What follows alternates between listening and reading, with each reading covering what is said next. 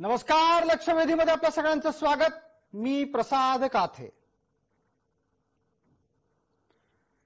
मराठा आणि ओबीसी या दोन समाजांच्या मध्ये सातत्यानं कुठला ना कुठला तरी वाद गेले 2.5 वर्ष सुरू आहे.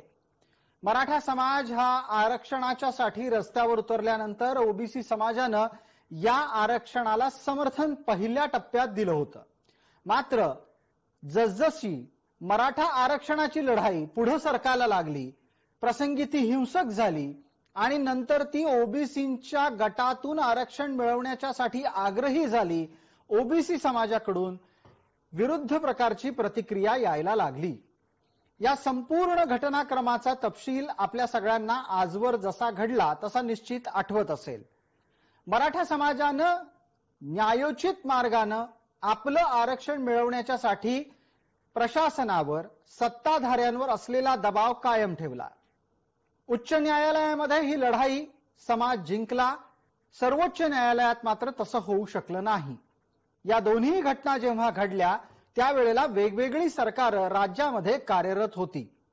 हे सगळं घडत असतानाही एक अत्यंत महत्वाचा तपशील होता, तो राज्य मागासवर्ग आयोगात. या राज्य मागासवर्ग आयोगाच्या माध्यमातून मराठ्यांच्या आरक्षणाला आडकाठी करण्यात आली आणि ती आपण स्वतः केली, अशा प्रकारचं वक्तव्य रावसाहेब कसबे यांच्या माध्यमातून समोर आलेलं आहे. रावसाहेब कसबे कोण आहेत हे महाराष्ट्राला सांगायला नको, ते कोणाचे आहेत हेही महाराष्ट्राला सांगायला नको आणि त्यामुळे त्यांनी केलेलं वक्तव्य हे कोणाच्या इशाऱ्यावरून झालं असेल हेही महाराष्ट्राला सांगायला नको. पण आता जे वक्तव्य रावसाहेब कसबेंच्या माध्यमातून झालेलं आहे त्या वक्तव्याच्या निमित्तानं नवा वाद निश्चित निर्माण झालाय. मराठा आणि ओबीसी या दोन समाजातलं वर्षानुवर्ष चालत आलेलं सौख्य, जे बारा बलुतेदारी आणि पाटीलकीच्या दरम्यानचं होतं, गावगाडात चालवण्याच्या साठी गरजेचं होतं, ते आता मोडून पडतंय का, पडलंय का आणि भविष्यात त्याचे काय परिणाम असतील हा विषय या निमित्तानंही आपण चर्चेला घेणार आहोत. लक्षवेधीची आजची चर्चा ही त्या अनुषंगानं.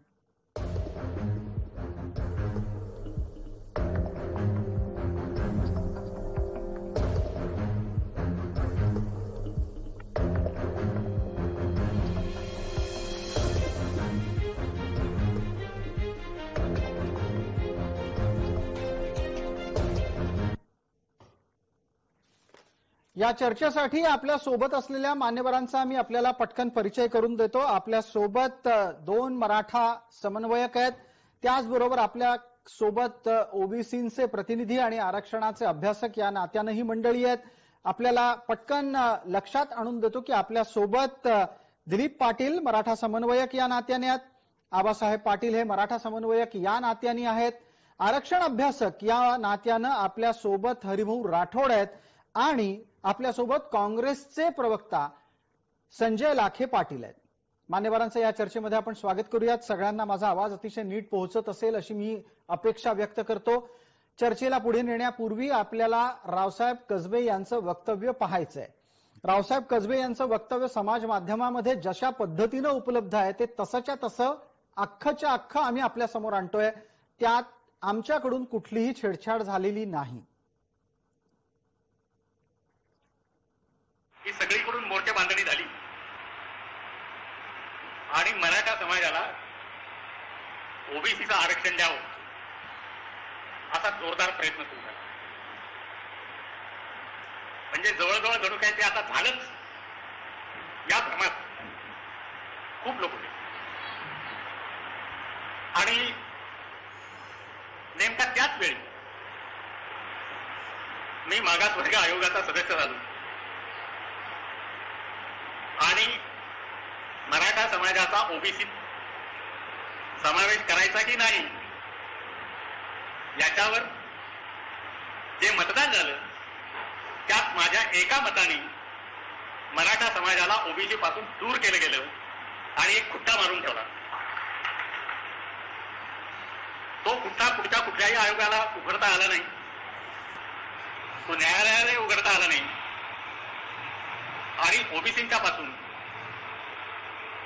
हे जे उच्चवर्णीय लोक आहेत त्यांना दूर करण्यात माझा एक छोटासा वाटा आहे, याचा मला आयुष्यभर अभिमान वाटतो. रावसाहेब कसबे यांचं विधान आपल्या सगळ्यांच्या समोर आहे. आपल्या सोबत असलेल्या मान्यवरांकडे चर्चेच्या निमित्तानं आपण जातो आहोत. मला पटकन या संदर्भातला पहिला आक्षेप नोंदवण्याची संधी ही दिलीप पाटील यांना द्यायची आहे. त्यांनी सार्वजनिकरित्या सुद्धा या मुद्द्यावर भूमिका घेतलेली आहे. दिलीप पाटील, रावसाहेब कसबेंचा बोलविता धनी कोण? पहिली गोष्ट एक लक्षात घ्यायला पाहिजे की रावसाहेब दानवेंचा बोलता धनी रावसाहेब कसबे, रावसाहेब दानवे नाही. सॉरी शब्द रावसाहेब कसबेंचा जो बोलता धनी आहे, यामध्ये पहिला एक लक्षात घ्यायला, त्यांची अपॉइंटमेंट ज्यांनी त्यांना दिली, रावसाहेब कसबे हे बापट आयोग जो होता, मराठा सती जे सर्वे करत होता, त्या बापट आयोगामध्ये शेवटचे 3 ते 4 महिन्यापूर्वी ते त्यांना जॉईन करण्यात आलं. त्यावेळी मुख्यमंत्री हे आमचे देशमुख विलासराव देशमुख साहेब होते आणि त्यावेळी हे सगळं हँडल करताना रावसाहेब कसबेंचा रोल मान्य एका जाणता राजा ज्यांना म्हटलं जातं, त्यांच्या व्यक्तीच्या त्या कंपूतनं आलेली व्यक्ती आहेत. आणि महत्वाचं आता जे आहे, जे मी नाव घेऊन सांगतो की ओबीसीचे जे आता भुजबळ साहेब असू दे, जे तुमचे वडट्टीवार साहेब असू दे, यांच्या एक क्लोज सर्कल मधले ही व्यक्ती आहे. आणि जर काय जे आयोगाचे सदस्य राहिलेले, ज्यांच्या एका कास्टिंग वोटमुळे मराठा आरक्षण गेलंय सगळं, म्हणजे त्यावेळी ओबीसी मध्ये मराठ्यांचा प्रवेश गेला, हे सगळ्यांना माहित आहे. तर तो जाहीररित्या आता सांगतो की आम्ही एक खुट्टा मारला. आक्षेपार्ह विधान निश्चित आहे, आम्ही त्यासाठी कायदेशीर आबापट बोलतील, आम्ही त्यांच्या विरुद्ध कोर्टात जाऊ, हे कृत्य वेगळं आहे. खरी जे ओबीसी समाज, मराठा समाजाबद्दल भावना आता काय ठेवायला लागलाय, ही एक त्यातनं एक प्रातिनिधिक हे स्वरूप आहे. हे बोलणं प्रत्येक वेळेला येणार आहेत. त्यावेळी ओबीसी समाजाची लोक सांगतात की मराठा समाज हे भाऊ आहे, मोठा भाऊ आहे. खरं ज्यावेळी त्यांच्या तोंडातनं जे त्यांची भाषा येते की आम्ही खुट्टा मारलाय, आणि तो खुट्टा हा कोर्ट पण काढू शकत नाही, याला आमचं ऑब्जेक्शन आहे. आपण पटकन यावर लाखे पाटलांना बोलायला संधी देणार आहोत. लाखे पाटील यांनी आतापर्यंत तुमची भूमिका ऐकली असेल, रावसाहेब कसबेंचं विधान ऐकलं असेल. लाखे पाटीलची ही जी भूमिका व्यक्त झाली, याला राजकीय पाठबळ असल्याशिवाय ही भूमिका व्यक्त होऊ शकत नाही. जर ही भूमिका राजकीय पाठबळाशिवाय असेल तर रावसाहेब कसबेंच्या भूमिकेचं काँग्रेस म्हणून तुम्ही समर्थन कराल का?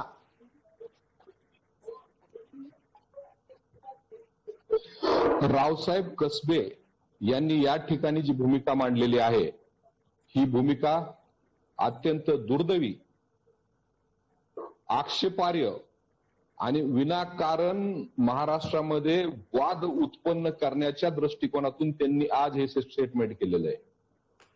ज्यावेळेस ते बापट कमिशन मध्ये होते त्यावेळेस किंवा त्यानंतर जर ते बोलले असते तर त्या संदर्भामध्ये त्यांच्या बोलण्याला काही महत्व आहे असं मला वाटलं असतं.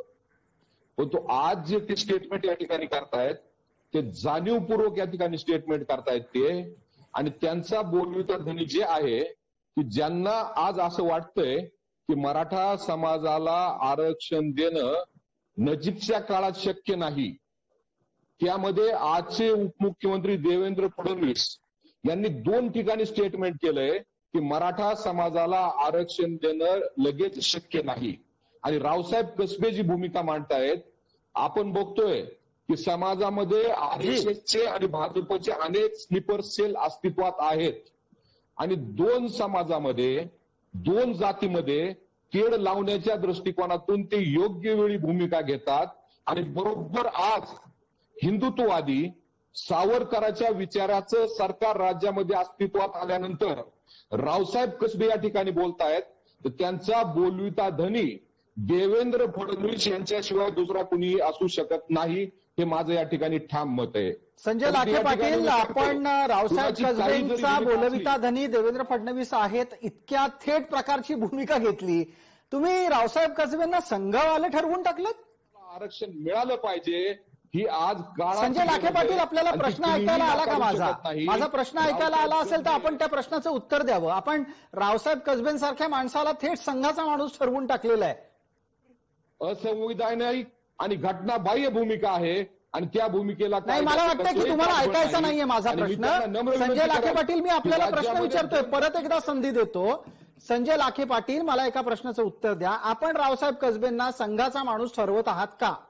समाजाचे घटक आहे पण मराठा ओबीसी असा वाद फडणवीस, मला वाटतं संजय लाखे पाटलांना प्रश्न ऐकायचं नाहीये. सोयीस्कररित्या त्यांना कदाचित त्याची बगल द्यायची असावी किंवा तांत्रिकदृष्ट्या त्यांच्यापर्यंत आवाज पोहोचत नसावा. आपण एकदा परत त्यांना संधी देऊ. पण आता जो महत्वाचा आक्षेप त्यांनी इथे नोंदवलेला आहे त्यावर चर्चा करण्यासाठी आबा पाटलांना संधी देतो. आबासाहेब, आपण बोलणार आहात. रावसाहेब कसबेंचा बोलविता धनी कोण याबद्दल संजय लाखेंचं मत तुम्हाला पटतंय का? प्रसादजी, या राज्यामध्ये मी आपल्या चॅनेलच्या द्वारे मी जाहीर सांगतो आणि सर्वप्रथम मी आपला अनेक वेळा आपल्या चॅनेलचं आपलं धन्यवाद व्यक्त करतो, कारण छोटी होत आहे समाजामध्ये ते आपण समाजापर्यंत पोहोचवण्याचं काम आपलं जय महाराष्ट्र चॅनेलच्या माध्यमातून होत आहे. आणि महत्वाच्या विषयावरती आपलं जी चर्चा घेतली या संदर्भामध्ये मराठा ओबीसी नेमकं वाद कोण लावतंय हा सगळ्यात मोठा जो विषय आहे. सगळ्यात प्रथम मी राज्यातल्या जनतेला सांगतो की आजपर्यंत या महाराष्ट्रामध्ये छत्रपती शाहू महाराज, शिवाजी महाराज, त्याच्यानंतर फुले शाहू आंबेडकरांचा महाराष्ट्र म्हणून आपण जे संबोधतो, या राज्यामध्ये कुठलाही ओबीसी समाज असेल, एससी एसटी समाज असेल, कुठलीही जातीचा जात म्हणून मराठा समाजाला आरक्षण मिळू नये म्हणून कुणी विरोध आजपर्यंत केलेला नाही. हे आपण नाही, पण आत्ताच्या घडीला आपण आत्ताच्या घडीला गायकवाड कमिशनच्या आधीचं पण आयोग पाहिला, बाळपट कमिशन पर्यंतची चर्चा आता जाऊन पोहोचलेली आहे. जी भूमिका आता रावसाहेब कसबेंनी घेतली ती सरकार बदलल्यानंतर घेतलेली आहे आणि ती या सरकारला पूरक आहे अशा प्रकारचा आक्षेप नोंदवला गेल्यावर आपली भूमिका काय आहे? आबासाहेब, तुम्हाला हे पटतंय का? प्रसादजी, मी त्या मुद्द्यावर येतो. मी थोडंसं तुम्हाला विश्लेषण सांगतो. मला 1 मिनिट फक्त वेळ द्या. की या राज्यामध्ये कुठलीही जात म्हणून मराठा समाजाला विरोध कुणी करत नाही. विरोध करणारे कोण आहेत हे खऱ्या अर्थानं विचारलं तर आपण बारामतीकरांना विचारलं पाहिजे, पवार काकांना विचारलं पाहिजे, काँग्रेसचे जे आपले नेते आहेत या लोकांना विचारलं पाहिजे आणि आता भाजप आणि शिवसेनेच्या नेत्यांना विचारलं पाहिजे. त्याचं कारण तुम्हाला सांगतो की मराठा समाजाला विरोध कुठला समाज करत नाही.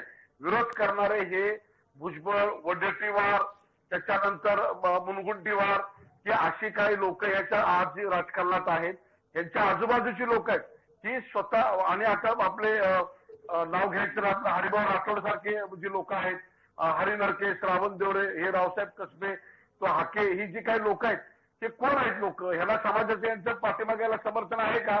तर नाही. ते राजकीय लोकांची लोक आहेत आणि हे लोक समाजामध्ये द्वेष पसरवण्याचा, मराठा ओबीसीला वाद लावण्याचा जो प्रयत्न चालू. हरिभाऊ, आपल्या संदर्भात आक्षेप नोंदवला गेलाय, तुमच्यापर्यंत आवाज पोहोचलाय का? आबासाहेब पाटील काय म्हणत होते की मराठ्यांमधला आरक्षणाचा मुद्दा निष्प्रभ व्हावा याच्यासाठी जी लोक काम करतात, सक्रिय आहेत, त्यांच्या मागे त्यांच्या समाजाचं सामर्थ्य नाही. हरिभाऊ, आपल्यावर आक्षेप होता. माझ्यावर होता जी, तुमचं नाव घेतलं त्यांनी. अच्छा, नाव घेतलं तर मी 2च मिनिट घेतो. आपल्या देशामध्ये काय आहे, आरक्षण जे आहे ना, आरक्षणच कळत नाही आपल्या लोकांना. त्यासाठी तुम्हाला मागे घेऊन जातो आणि 2 मिनिटातच तुम्हाला समजेल की आरक्षण म्हणजे काय. हे बघा, छत्रपती शाहू महाराजांनी ज्या 1902 मध्ये आरक्षण दिलं त्यावेळेस मराठांनी त्यांना विरोध केला, ब्राह्मणांनी विरोध केला, सगळ्यांनी विरोध केला छत्रपती शाहू महाराजांना. मग छत्रपती शाहू महाराज म्हणाले की तुम्हाला आरक्षण तर कळत की आता मी कसं समजून तुम्हाला आरक्षण म्हणजे काय. तर घोड्याच्या पागामध्ये घेऊन गेले आणि एका घोड्याच्या 2 घोड्या, ऐका जरा, ऐका, समाजाला पण आरक्षण दिलं, ऐका, ऐका, पण मराठा लोकांनी असं काय करताय? रेकॉर्डवर आहे.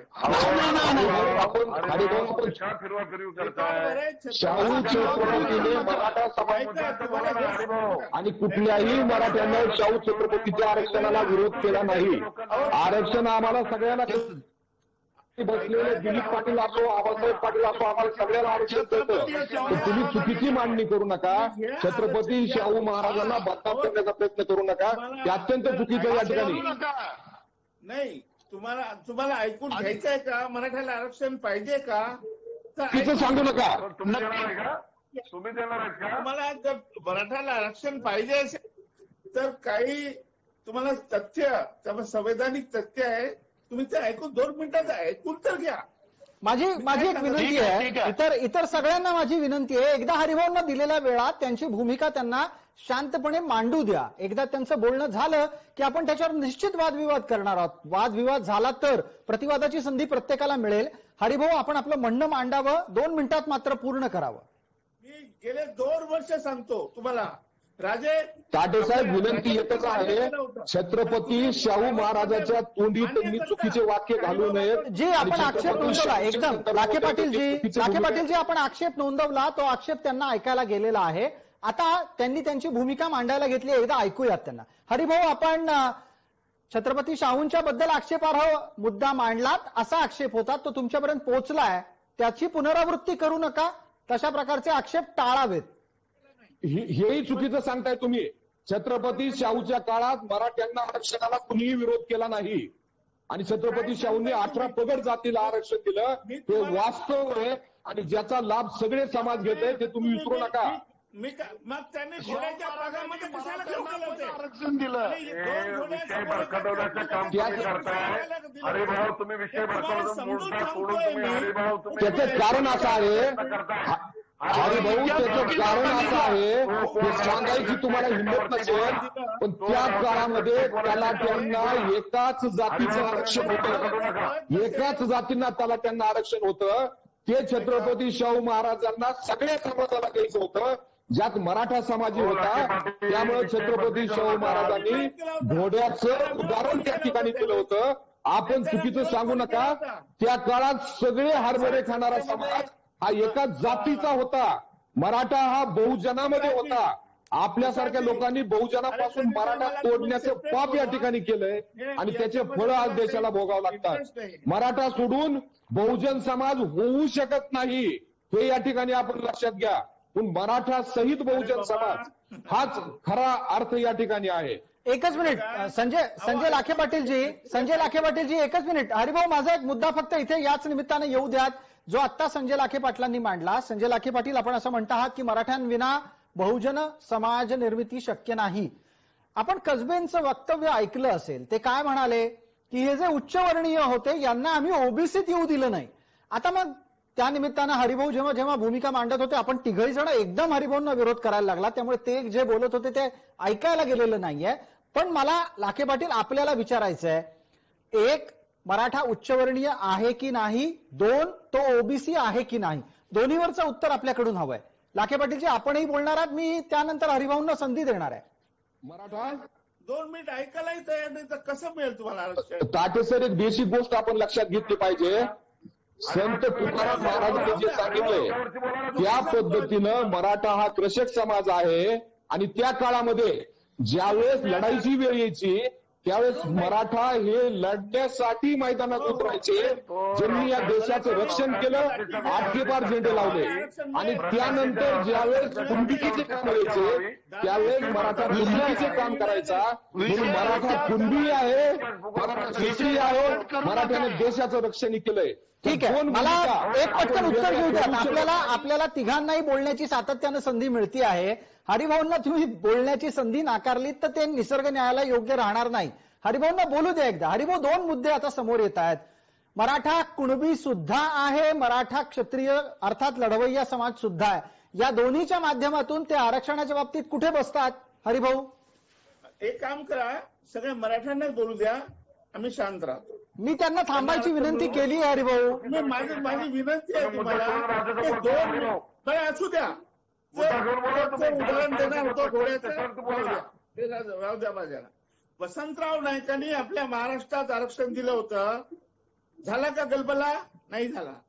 नंतर शरद पवार साहेबांनी आरक्षण दिलं. ऐकण्याची थोडीशी हेट ठेवा. शरद पवार साहेबांनी धनगरांना आरक्षण दिलं, वंजारीने आरक्षण दिलं, झाला का गलबला? नाही झाला. मी काही या देशामध्ये जस्टिस रोहिणीसाठी मी गेले 25 वर्ष काम करतो. आपल्या मान्य पंतप्रधान मोदी साहेबांना 1 तास लेक्चर देऊन मी शिकवलंय त्यांना की आरक्षण म्हणजे काय, आरक्षण कसं देता येईल, आणि त्या बेसिसवरच आज देशामध्ये जस्टिस रोहिणी आयोग चालू आहे. जस्टिस रोहिणी आयोगाचा शिफारस आल्यानंतर मराठ्यांना आरक्षण मिळू शकते, हा माझा दावा आहे. आणि ते तुम्हाला सांगण्याचा मी प्रयत्न करतो. तर तुम्ही आपलंच जर लावत असाल तर तुम्ही घ्या आरक्षण.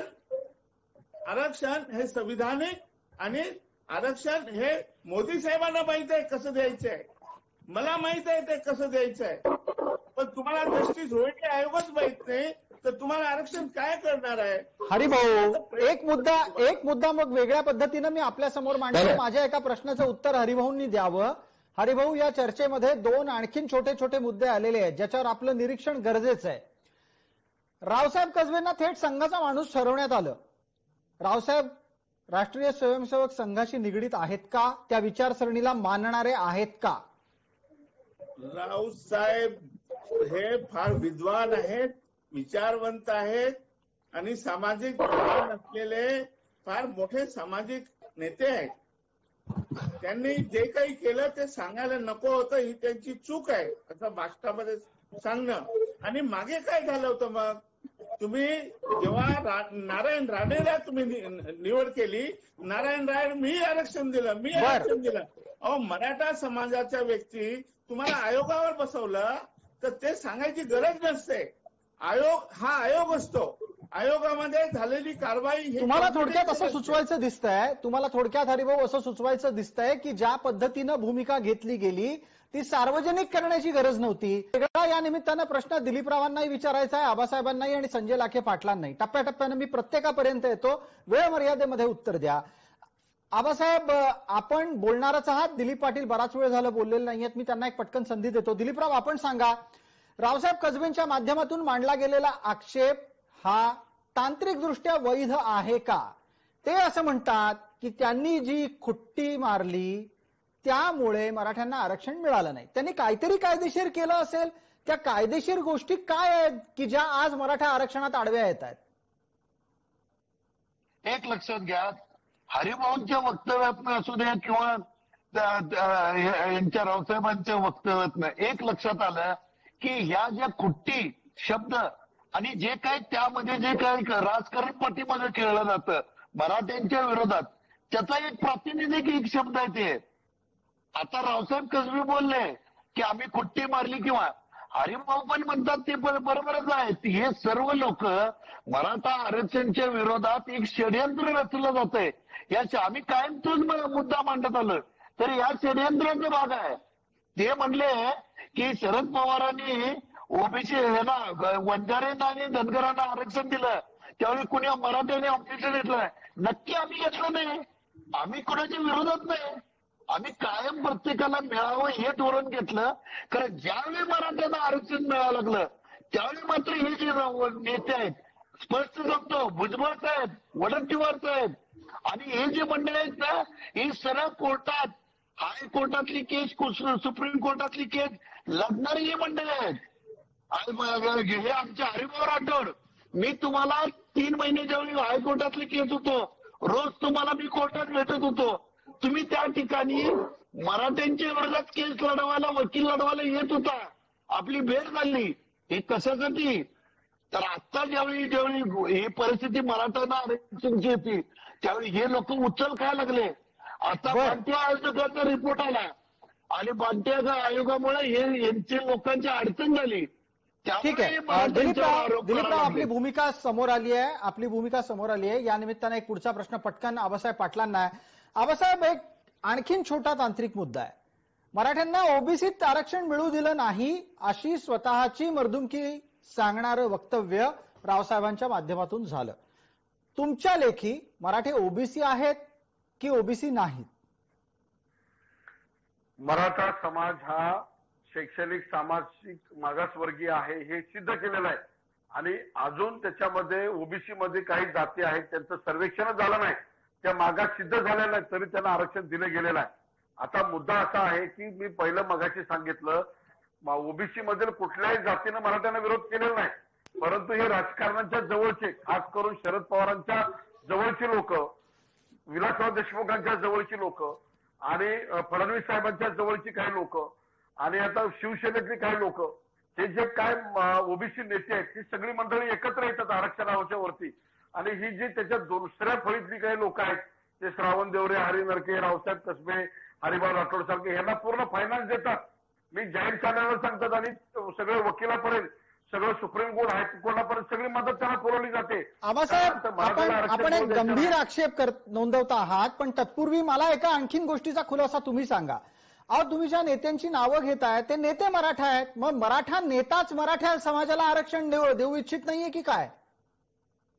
मराठे जर शिकले, मराठ्यांची पोरं जर त्या ठिकाणी शासनामध्ये IAS IPS झाले, PSI झाले, राज्यसेवेला झाले, तर ह्यांच्या मुलाला ताई कोण म्हणणार, दादा कोण म्हणणार, यांना मामा कोण म्हणणार, साहेब कोण म्हणणार?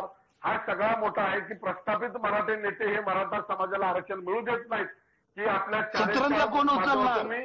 मी जबाबदारी न सांगतो. आज ज्या पद्धतीनं हरिभाऊ राठोड सांगतायत, रावसाहेब कसबे एवढा डेअरिंगनं सांगतो की त्या ठिकाणी मी सदस्य आहे की संविधानिक पदावर असणारा व्यक्ती हे वाक्य बोलू शकत नाही. सामाजिक तेढ निर्माण करणे, समाजामध्ये द्वेष पैदा करणे, दोन समाजामध्ये वाद निर्माण करणे, अशा पद्धतीचं वक्तव्य करणारा संविधानिक पदावर असणाऱ्या व्यक्तीवरती गुन्हा दाखल झाला पाहिजे आणि याच्यावरती संपूर्ण राज्यभरामध्ये आम्ही गुन्हे दाखल करणार आहेत. याच्यावरची एक पटकन प्रतिक्रिया हरिभाऊंकडून लागेल. हरिभाऊंकडून या संदर्भातली प्रतिक्रिया लागेल. हरिभाऊ, तुमच्या राजकीय भूमिकेच्या मागे मराठा नेतेच असतात आणि ते अर्थसहाय्य पुरवून मराठा समाजाला आरक्षण मिळू न देण्यासाठी प्रयत्नशील असतात. हा आबासाहेब पाटील यांचा शोध आहे की वस्तुस्थिती आहे? चुकीचं आहे, ते चुकीचं असं म्हणणं. मराठा समाजाला आरक्षण मिळू देणार नाही असं होणार नाही. हे बघा, कुणबी आणि मराठा एकच आहे हा GR काढलेला आहे आपण. मग कुणबी जर मागास आहे तर मराठा सुद्धा मागास आहे, हे वेगळं सांगायची गरज नाही. मराठा आणि कुणबी हे तत्सम आहे, म्हणजे एका मागाचे तत्सम म्हणजे तेच तसेच त्यासारखेच. त्यामुळे ज्या अर्थी कुणबी मागास आहे तर मराठा सुद्धा मागासच आहे.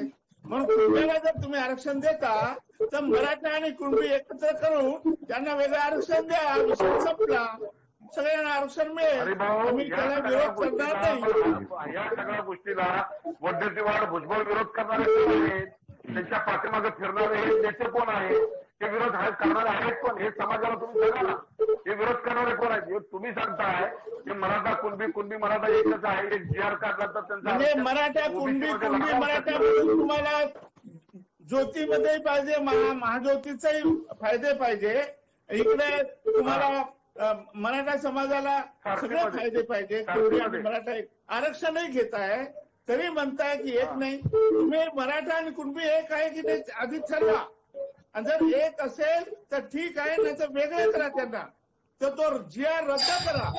एक पटकन मुद्दा संजय लाखे पाटलांपर्यंत नेऊयात. एक पटकन मुद्दा हा संजय लाखे पाटलांपर्यंत नेऊयात. संजय लाखे पाटील, आरक्षणाच्या निमित्तानं मराठा नक्की कुठल्या श्रेणीत बसणार आहे, खुल्या प्रवर्गात की ओबीसी मध्ये?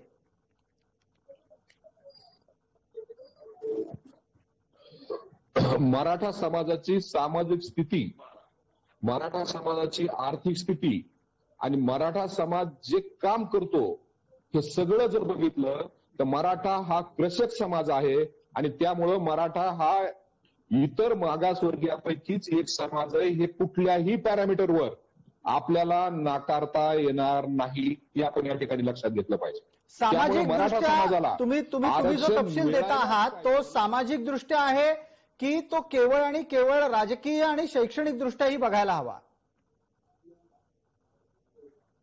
मराठ्यांनी कधीही राजकीय आरक्षण मागितलेलं नाही. मराठा समाज जे आरक्षण मागतोय ते शिक्षणामध्ये आणि नोकरीमध्ये आरक्षण मागतोय आणि सामाजिक दृष्ट्या मराठा समाज हा कृषक समाजामध्ये येतो. त्यामुळे मराठा समाजाला आरक्षण देण्यामध्ये कुणाचाही आक्षेप असायचं कारण नसो. पण या ठिकाणी जे आबासाहेब पाटलांनी या ठिकाणी सांगितलं की रावसाहेब कसबे यांचं जे स्टेटमेंट आहे हे बेकायदेशीर, घटनाबाह्य आणि वर्यात स्टेटमेंट आहे. केवळ या राज्यामध्ये हिंदुत्ववादी सरकार आल्यामुळं आणि त्या सरकारमध्ये मराठ्याचे हित न जपणारे मुख्यमंत्री आणि उपमुख्यमंत्री असल्यामुळं रावसाहेब कसबेंनी असं विधान करायचं धाडस केलंय. येत्या काही दिवसांमध्ये काय कारवाई करणार? आबासाहेब पाटलांनी त्यांची भूमिका व्यक्त केलेली आहे. आबासाहेब पाटलांनी या संदर्भात सामाजिक तेढ निर्माण केल्याच्या आरोपाखाली काही कारवाई करायचं ठरवलेलं दिसतंय. तुमच्याकडून काय होणार आहे? तुम्ही सत्तेतले घटक होतात, एका राजकीय पक्षाशी संबंधित आहात. आहेच ते मी कधीच नाकारलेलं नाही. जी करणार काय आहात ते सांगा. वेळेची मर्यादा आहे आपल्याला. आहे आरक्षण मिळायला पाहिजे. मी मराठा समाजाचा घटक आहे हे कुणालाही नाकारता येणार नाही. हे या ठिकाणी आपल्या लक्षात घेतलं पाहिजे. ओबीसी नेते मंडळी जर ओबीसी साठी सर्व पक्षीय एक होत असतील तर आम्ही का होऊ नये आणि याला विरोध असायचं काय कारण आहे हेही आपण या ठिकाणी सांगितलं पाहिजे. ठीक आहे. आणि एकच या ठिकाणी सांगतो की रावसाहेब कसबे यांचं जे स्टेटमेंट आहे आणि त्यांनी जे सांगितलंय की आम्ही खुटी मारून ठेवली. प्रत्येक समाजाला आरक्षण आहे, ब्राह्मणाला आरक्षण आहे. आता गायकवाड आयोगाने शिफारस केल्यानंतर सर्वोच्च न्यायालयाने जे मराठ्याचं आरक्षण नाकारलंय ते रामभाऊ म्हाळगी संस्थेच्या रिपोर्टच्या माध्यमातून नाकारलंय. आणि जुन्या आवडत्या मुद्द्यापर्यंत आलेला आहात आणि देवेंद्र फडणवीस तुमच्या आवडत्या मुद्द्यापर्यंत आलात. तो तपशील मागच्याही वेळेला तुम्ही मांडू पाहत होतात. त्या तपशिलात तितकं काही तथ्य नाही हे चर्चेत आलं होतं. मला एक संधी पटकन दिलीपराव आणि त्याचबरोबर आपल्यासोबत हरिभाऊ आहेत त्यांना द्यायची आहे. मला वेळ मर्यादा पाळायची आहे याची मी एक छोटी विनंती करतो. दिलीपराव, हा वाद आणखीन चिघळणं हे काही सामाजिक स्वास्थ्याला परवडणारं नाहीये. हा वाद शांत करण्याच्यासाठी काही करणार आहात का? दिलीपराव 30 सेकंदात पटकन सांगा. हरिभाऊंनाही 30 सेकंदच मिळणार आहेत त्यानंतर.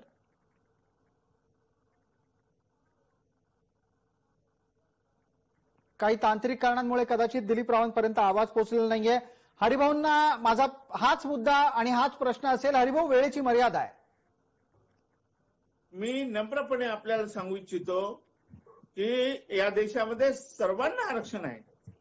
ब्राह्मणांना आरक्षण आहे असं कोण समाज म्हणू शकतो की मला आरक्षण नाही आहे? केवळ प्रॉपर डिस्ट्रीब्युशन नाही आहे. आणि प्रॉपर डिस्ट्रीब्युशन करण्याचं काम जस्टिस रोहिणी आयोग करत आहे. आता जानेवारीमध्ये त्यांचा रिपोर्ट येणार आहे. ज्या दिवशी या देशामध्ये जस्टिस रोहिणी कमिशनच्या शिफारशी लागू होतील त्या दिवशी सगळ्यांना आरक्षण मिळेल. ठीक आहे हरिभाऊ, धन्यवाद. वेळ मर्यादेमध्ये मला आपल्याला या कार्यक्रमाला आटोपतं घेण्याची एक विनंती करायची आहे आणि त्यानिमित्तानं आपण दिलेल्या प्रतिक्रिया आणि त्याचबरोबर आपल्यासोबत इतर सर्व मान्यवर या कार्यक्रमात सहभागी झाले त्याबद्दल मनपूर्वक त्या सर्वांना धन्यवाद. लक्षवेधीच्या या भागामध्ये तूर्तास इतकंच. सर्व प्रेक्षकांना जय महाराष्ट्र.